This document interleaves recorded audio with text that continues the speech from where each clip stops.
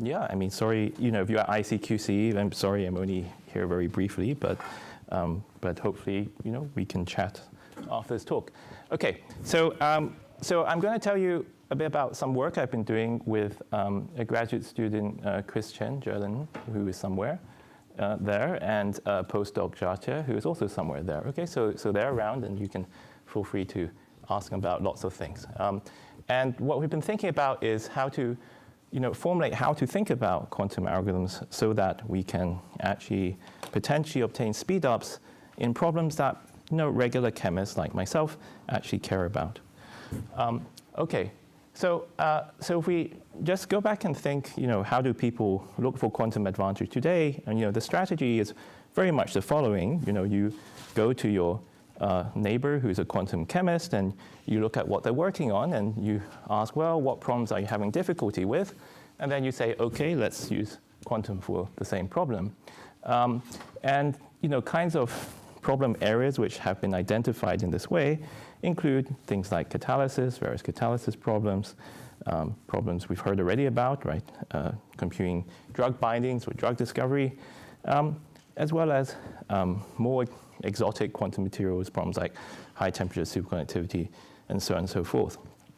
But I think it's important to remember that unlike some other areas where people have tried to formulate notions of quantum advantage, for example, sampling from random circuits, there really isn't strong theoretical evidence that any of these problems are actually hard in any formal sense.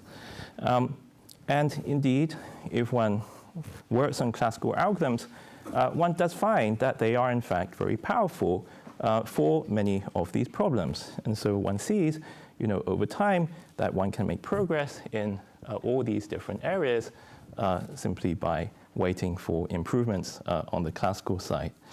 Some of you here are computer scientists, and so I want to give just very briefly a sense of what the classical algorithms are doing when they're solving these problems by looking at the first example, which is this problem of the FeMo-co factor model. This is a problem that probably in this audience is well known as a benchmark problem. It has a history of about a decade, I think, really popularized by work from Microsoft, who argued that this would be an example of a problem that we would now be able to solve, or one would be able to solve when they built a quantum computer. Over the last 10 years, many people have contributed to improving quantum algorithms in the context of the resource estimates for finding the ground state of the FeMo-co factor within a specific model, which this is a model that we put forth some time ago. But as some of you may know, we showed earlier this year that, in fact, one can, for this model, in fact, estimate the ground state energy accurately using classical methods. And so you can ask, why was this possible? Like roughly, how did we do it? Well, essentially, we want the ground state of this cofactor, which we know lives in a very high-dimensional Hilbert space. It's 2 to the 152 dimensions. But as is often the case with physical problems, entanglement is really very fragile. There are all sorts of things that happen to eliminate the entanglement in the system. And so in practice, the wave function looks very much more like this, where it's not evenly distributed in some complicated entangled superposition across the Hilbert space, but it's really concentrated in some small parts. So consequently, the problem of finding the ground state is not really about modeling and representing this highly entangled superposition, but determining which part or which of these configurations in the 252-dimensional space is actually the relevant one for the ground state. That's a kind of classical search problem, and it's still very hard because there's a lot of things to consider. But if one uses a little bit of chemical knowledge and things that we've learned about the system, then one can winnow down this large space. For example, just using some basic chemistry, one can reduce the likely configurations to a much smaller number. And then by doing more detailed calculations, you can kind of hone in on the sort of precise qualitative nature of the ground state Of course, it's not a product state. When I say like there's a configuration that dominates, it doesn't mean the true wave function is exactly a product state, but it's sort of fluctuations around a small number of these configurations. Now, when we say we do a classical estimate of the ground state energy, classical algorithms like this don't come with guarantees about the accuracy. And so in practice, what we actually do is we use a variety of classical methods, and we obtain confidence in the result via experience with the method and through agreement between different approaches. And so in this case, for example, we use these sort of coupled cluster methods, very well known in quantum chemistry, DMRG methods. They have different properties. One can give you a strict variational upper bound. Others are non-variational, but you can push them with good confidence to very close to the exact answer.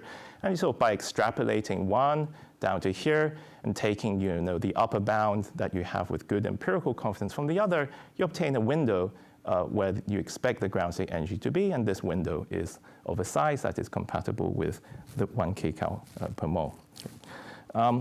And to give some idea of the cost of this, one finds, in terms of the number of flops you would need to do this on a big computer, that this task is much simpler than other tasks discussed in the context of quantum supremacy, like random circuit sampling. Okay, so that's just a brief picture of, a cartoon of, what one is trying to do when one is trying to classically solve the problem. Oops, sorry. Sorry. Hello, I'm giving a talk. I'm being recorded. Yes, okay. All right. Okay, sorry.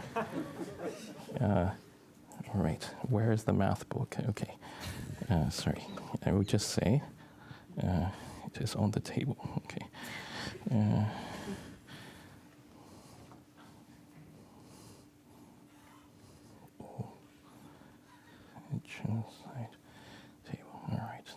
Okay, sorry. What are the real challenges? Well, I guess it's an appropriate question, what are the real challenges? Okay, so I think what I'm trying to point out in this example and many other examples is the following. Many reasons why your neighboring quantum chemist is finding a problem challenging don't have anything, the problems they're facing don't really have anything to do with something where quantum computer is especially useful. Oftentimes, they are not even very scientific in nature. So some years ago, when people talked about molecular systems that you'd want to solve the quantum computer to demonstrate advantage, sometimes people brought up this small molecule here, chromium dimer, a very small system, but one where there had been a long-standing disagreement between theory and experiment. But as one found out, in relatively recent years, in fact, the problem was really in the analysis of the experimental data. And if you went back and did the analysis properly, and then just pushed your theoretical methods a little bit further, then in fact you could get a very good agreement between prediction and experimental measurement. Similarly, in work that we did on cuprates and predicting the critical temperatures, the basic ideas for how to do this are already around for a long time. But what was really needed was to extend methods developed for very simple models to all the complexity of chemistry, which is really just a big engineering project and one that took a long time to do. But that was really at the heart of it, getting the engineering done. There are also, of course, scientific challenges, but for certain problems, but they, again, may not be ones that quantum computers can readily solve, right? What we already heard, when you're computing the free energies that you need to simulate typical reactions or binding in pharma applications, you have to simulate over very long timescales. And this is challenging even if you're just solving Newton's equations for the atoms. So in some of the problems that I'm interested in, the molecular timescale is a second, whereas the timescale of atomic motion is 10 to the minus 15 seconds. And so you have to do 10 to the 15 time steps, which even at the level of Newton's equations is not possible today, right? So this is not obviously compatible with quantum algorithms. And then finally, as I showed in the nitrogenase case, oftentimes the problem of finding the ground state is not that the ground state is complicated, but that there are many competing states, and these are essentially separated by first-order phase transitions. So it's a kind of enumeration problem that is not really amenable to large quantum speedup. Okay, so this is all to say that if we want to achieve quantum advantage in these kinds of problems, it's not really sufficient to just look at where people are struggling. Now, of course, the way in which classical methods make progress is via heuristics. And what we really mean by this is that, there's an iterative cycle where we learn something about the problem, either from the world or from some approximate calculation, and we feed that information about the system back into the design of the algorithm, and you do this process many, many times. That's sort of the general scientific process. And indeed, in some formal sense, you can show that, there's a nice paper by Robert Huang some years ago, that if you're allowed to learn from quantum data, which is basically if you're allowed to learn from the physical world, that is immensely more powerful than classical simulation itself. And so one can ask, and John basically had this in some talk, if we now allow learning, AI, just learning about the quantum world plus classical simulation, perhaps that would just eat quantum's lunch. So I don't know if that's true, but what might prevent one's lunch being eaten is if one also allows the quantum algorithms to use this iterative cycle as well, to also incorporate information about the physical world. And I want to point out that heuristics, sounds like a dirty word from a computer science perspective, but they're absolutely essential already today in quantum algorithms. So if you just think about the standard way of determining quantum ground states, of course, there's a very nice, clean cost associated with measuring the energy, but we all know that, for example, in phase estimation, you have to prepare the correct state to measure the energy, and for that, there has to be some heuristic component. And similarly, to just illustrate the power of what heuristics brings you in classical settings, which I've tried to explain in this article here, the cost of classical algorithms, once they use heuristic information, can be thought of as taking the same cost structure as a quantum algorithm with a state preparation, but now again with a sort of energy measuring or energy refining step that through heuristics is reduced to only polynomial complexity. So what I would like to advocate is that we should take a different view on how to achieve quantum advantage. And we shouldn't look for quantum advantage by hoping that they're classically intractable instances in some complexity sense, because perhaps all the instances are just covered by this learning approach plus classical simulation. So then what's left? Well, what's left is we should look for quantum advantage under the condition where classical heuristic assumptions can be applied. And the difference then, just illustrated graphically, is I feel this is what people do today, right? There's a domain of chemistry, and we know these classical heuristics apply to a large part of it, and perhaps there's some corner that you can look that's very fine-tuned for quantum advantage, but it's a very sort of anxiety, stressful situation, because you never know if the classical algorithms are going to improve or you're going to learn more about the world, and you can just simulate that problem anyway. But really, we really should instead just look for advantage here. Okay, so the relevant question to ask is, can we achieve quantum speedups under the same assumptions that we use to make our classical algorithms powerful? Okay, so what are the assumptions that people often use? And there are many, but just state some of them. Okay, so we've seen the electronic structure problem already today. And there's a Hamiltonian, and we just solved it for the eigenstates or for the time evolution. Those are the tasks. But classically, at least in the chemistry setting, one very seldom sort of just solves these directly, but it imposes at the outset some additional structure. So one of the most common structures that one imposes is that rather than simulating a quantum many-body problem, where you have lots and lots of electrons, you in fact think that there's some initial state that captures most of the behavior, so this is typically a mean field state, and then you only model the fluctuations around it. And those fluctations are then expressed in terms of only a few quasiparticles. So if you're a quantum chemist, it's in the excitations, for example, or if you study spectroscopy, these are the quasiparticle states that you actually measure. And in common problems, we find that it's sufficient to use a very small number of quasiparticles, very small fluctuations around some simple states, perhaps say 6 quasiparticles or 8 quasiparticles. Another common assumption that people make for sufficiently large systems is that there's locality in the state itself. So of course, a Hamiltonian, in some sense, you can just read off that it's local, but you assume that the state you're measuring also has this local structure. Okay, so one sees from the outset that you've now changed the many-body problem into a few-particle problem, is a quasi-particle problem, and so one might refer to these as quasi-particle simulation theories. And some examples of these theories are the Bethe-Salpeter equation and couple cluster theory. And I will just spend a couple of slides on saying what these are. Okay, so let's just take the Bethe-Salpeter equation, which you use to obtain excitations and dynamics under this quasi-particle assumption. And so the idea is that if we have now a laser hitting a material, you don't sort of jumble all the electrons, right? But instead, you might knock an electron out and leaves behind a hole. And so the low-energy excited states are described by just these particle-hole pairs, or excitons. And of course, one can knock more things out. So you could have, for example, single excitons, one particle, one hole, two particle, two hole states, and so on and so forth. But basically, what we observe in nature is that generally you don't excite a macroscopic number of these. Okay, so it's a very small number. So the exciton problem is just a quasi-particle problem. There's a factor of 2 here because you have a particle and a hole in an exciton. And then the problem that you actually solve classically is just a Schrödinger equation in this quasi-particle space, in this few-particle space. The Hamiltonian is slightly different because the interactions between these quasi-particles is not exactly the same interaction as between the bare electrons. It's mediated by this underlying sea of all the particles.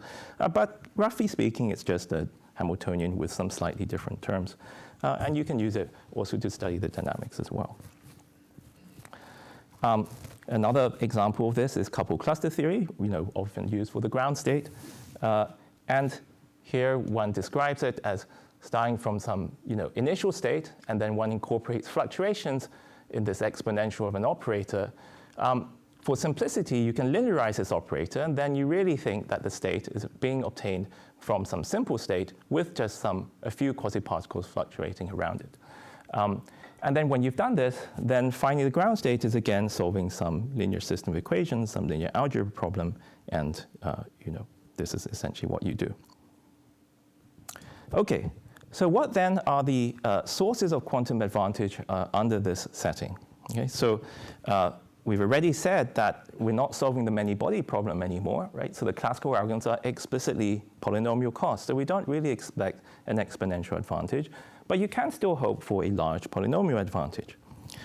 And so let's just, for the beginning, just assume that there's only some quasiparticles. We won't use locality to start with. And let's think of a reasonable classical algorithm. So a standard classical algorithm then is that you do linear algebra in the space of quasiparticles, which is some polynomial dimension Hilbert space. N is the size of the system here, m is the number of quasiparticles. And the cost of classical linear algebra is the cost of operating on and manipulating all these elements. And so it looks like the dimension of the space plus some additional stuff, which is related to the couplings in the Hamiltonian. Okay, so some polynomial in n, and the storage is a polynomial in n.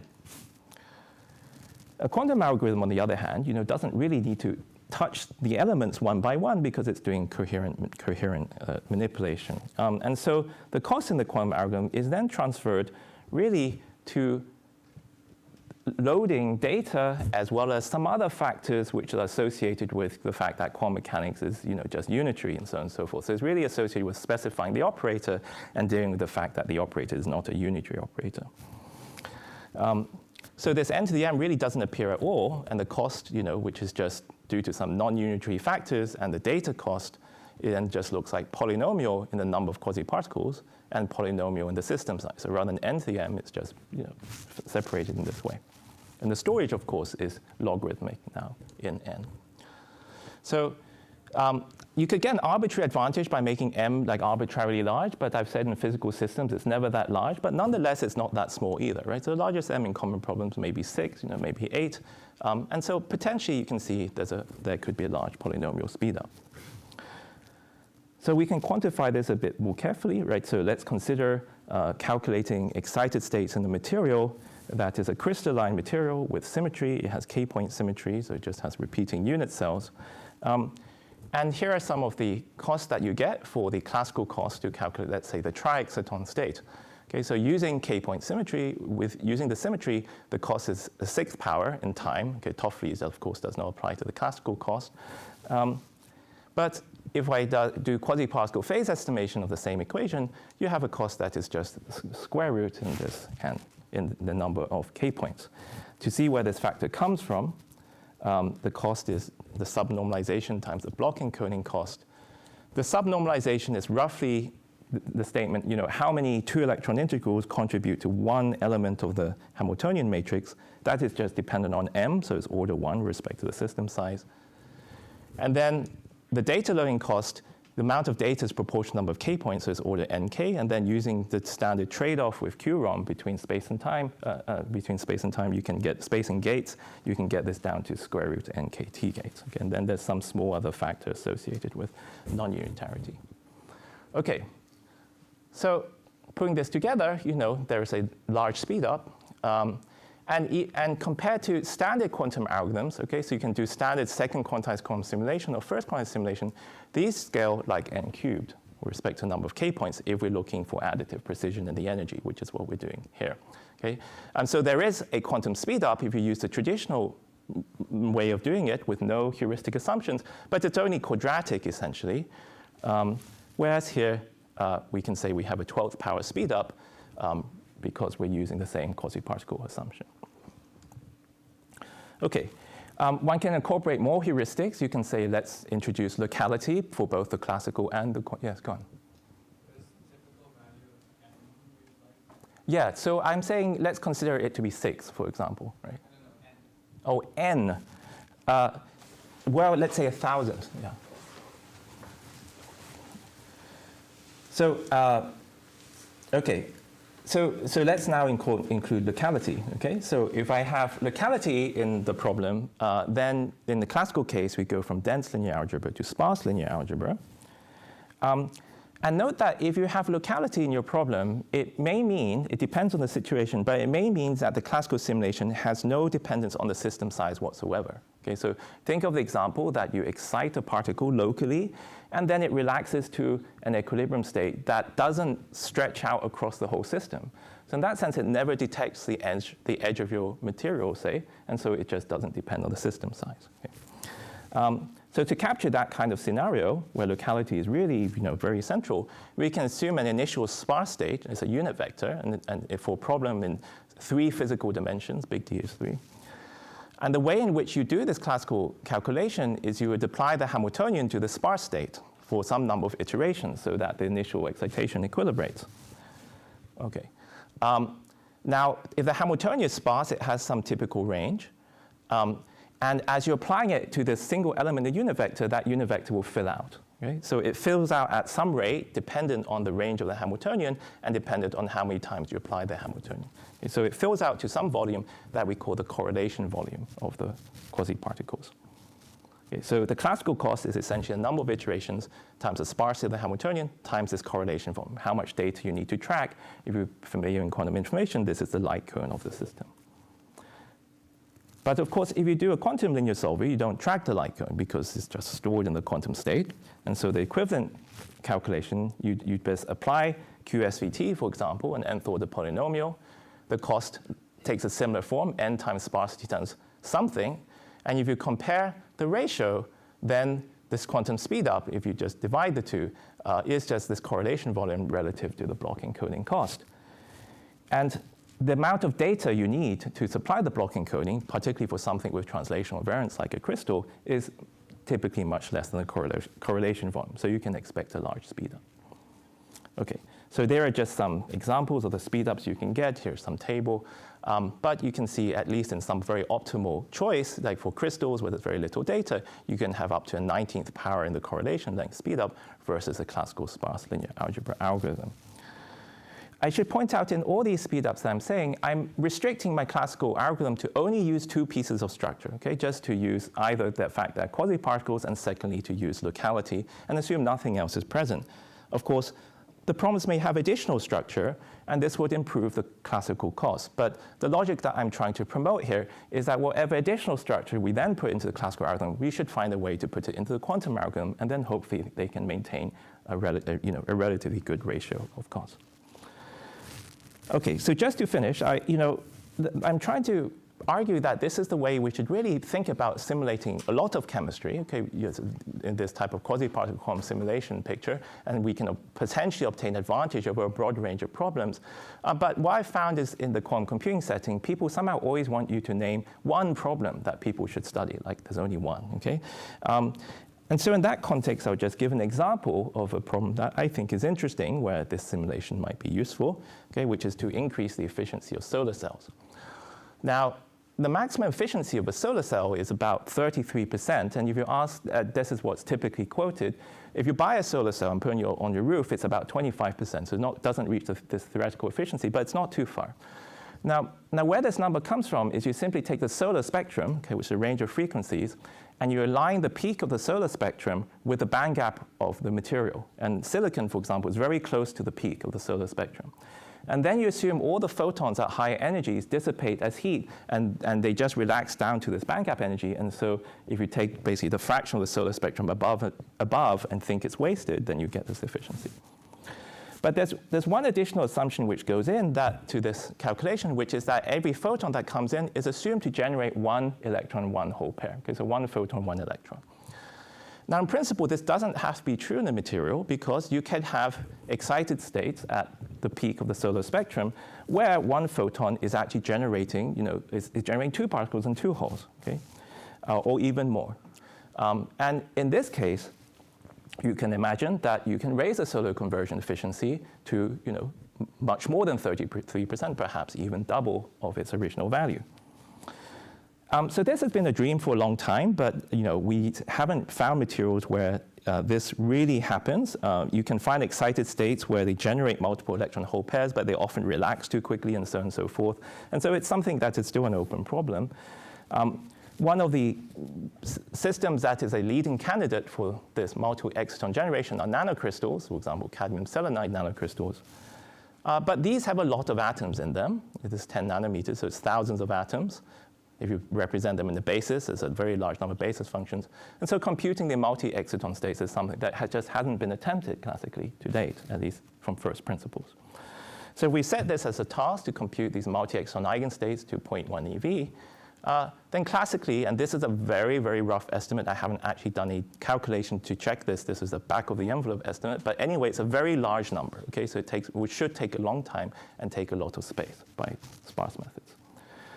But we have done the quantum resource estimates, and one can simulate this kind of system with about 100 logical qubits if you optimize for space, or if you do this trade-off, maybe up to 1,000, and on the order of, let's say, 10 to 11 T-gates, which, if one takes a microsecond cycle time, is on the order of days.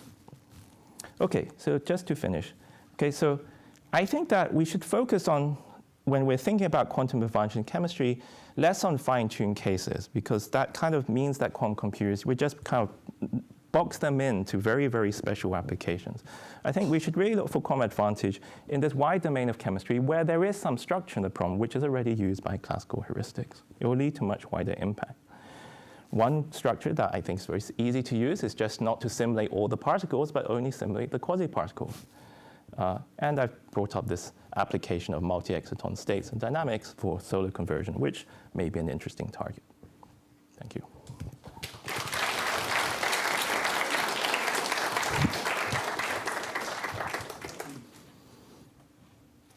Questions for Garnet?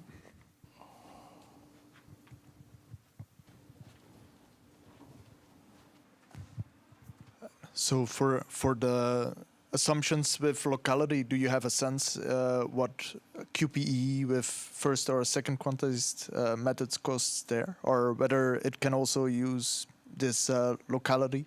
You mean the standard QPU? Yeah. Oh, like where you simulate all the particles? Yes. Oh yeah, I mean the cost will be much better. I think people have already studied locality with QPE.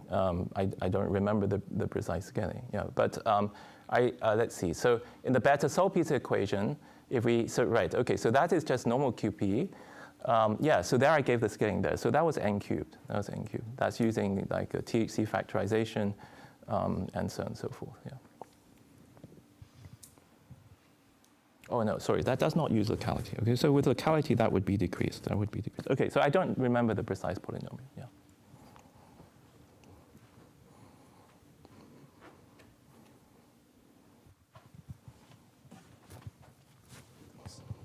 Well, this is definitely super exciting work in very excited states. Thank you.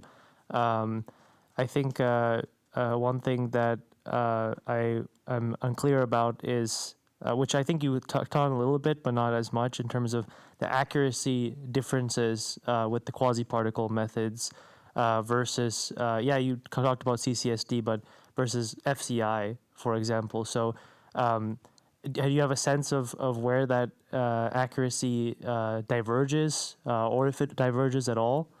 Yeah. Yeah, so of course, when you make these assumptions, you're giving up some accuracy. But the point I'm trying to say is that for a broad range of chemistry, this is sufficient accuracy. It doesn't mean we can run it. Even these are polynomial cosine, are still too expensive to run. But I think we can target the range of chemistry problems where this accuracy is sufficient. Yeah. Thanks.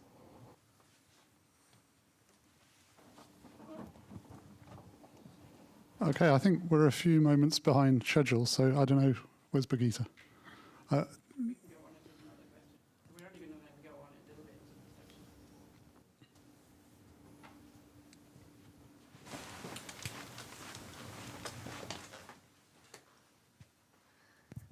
Thank you for a very nice talk. I often have the sense that chemists are also very pragmatic people.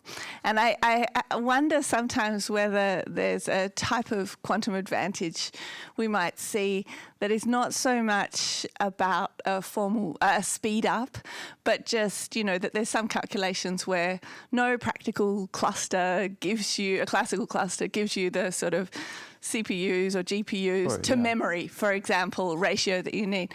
I mean, can you imagine a scenario where thinking about those sorts of practical constraints also takes you into a chemistry space where there's interesting problems for quantum? Speaking on the classical side, right? I mean, when we work with classical algorithms, when we obtain a constant factor speedup of 10, we're already very excited, right? And of course, this is not how one thinks about quantum algorithms. But I think the reason why people don't do that with quantum algorithms is that there's so many, those factors, the uncertainty related to the architecture and all the details of the quantum implementation are so high, one worries that any constant factor you find will be washed out, right? So, but when we have quantum computers, those are the factors we'll be chasing because they'll really matter. Yeah.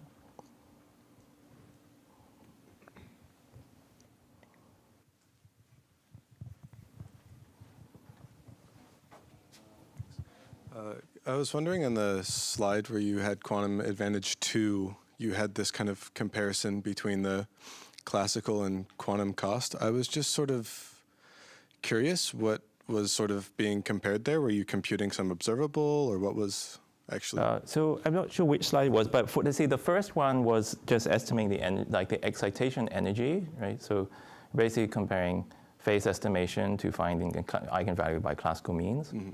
And the second one was, the second one was also computing the energy. It was some linear solve approach, I remember. Linear solve approach. So then you prepare the state, and you just are interested in computing its expectation value with respect to the original Hamiltonian. Yeah. Well, with respect to the quasi-particle Hamiltonian. Okay. Yeah. And like those costs that you report, do they sort of include things like failure probabilities and like I guess they had the same n, and somehow the ratio ended up like washing out, except for just the block encoding norm and this space light cone volume. And yeah, so there are some subtleties, like for example, the dependence on epsilon, the precision is different classically and quantumly, which, so, but if you just set epsilon to be a fixed number, then that's just a number and so on. So I think like there are things like that which are folded in because they're not scaling with n. So we're just focusing on the n scaling. Yeah. But how do we know that this n scaling is the same for both the quantum and the classical algorithm? Oh, you mean when we did it locally, under local assumption? I think it was the slide named quantum advantage 2 or something. Yeah. So this is under locality, right? Yeah. So here I'm just assuming that I can find the classical state by a polynomial of order n, right? So I can find the state by a polynomial of order n, and then I consider classically what's the cost to apply a polynomial of order n, and quantumly the cost to apply a polynomial of order n. Yeah. Okay.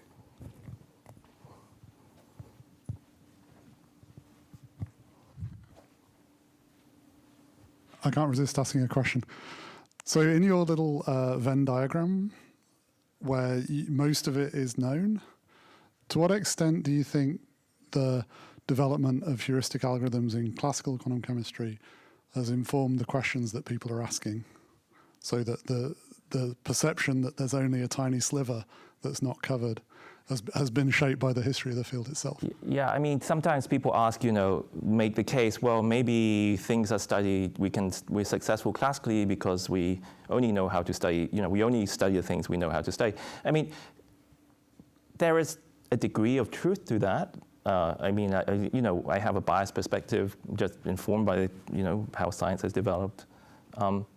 But I think the real reason why chemistry, as defined today, is easy to study classically is because the experimental subject of chemistry does not involve any quantum control of matter. So the matter is all prepared in extremely dissipative environments, and we only measure the only way, two labs do the same thing without quantum control and get the same thing. So that must mean that, a lot of stuff has been washed out, right? So like one day when we can control macroscopic amounts of matter, then we will find many cases that we cannot study classically. Thank you.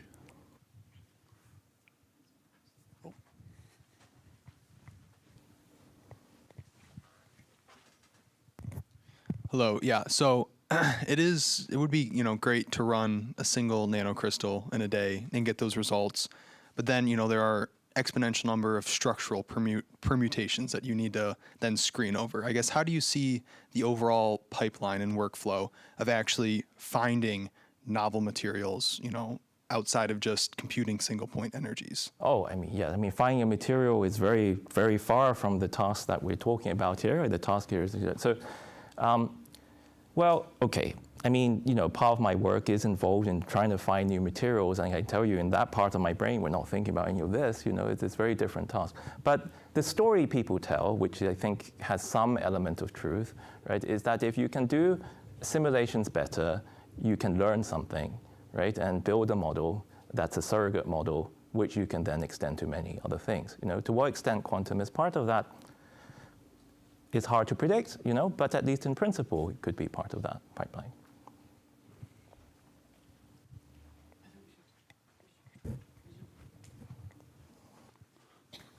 Okay, one last question.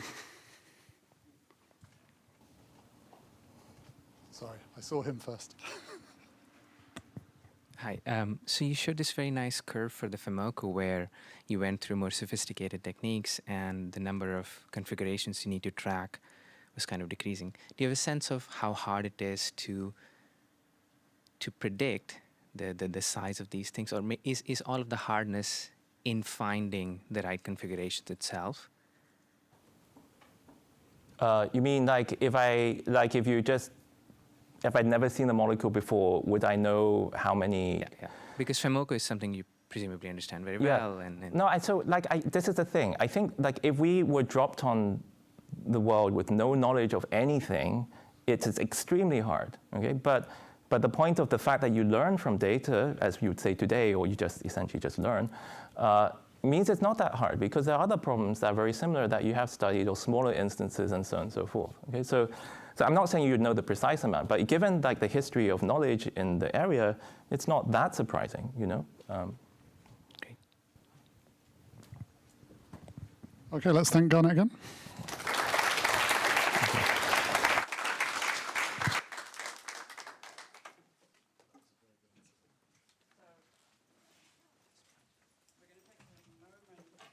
reconfigure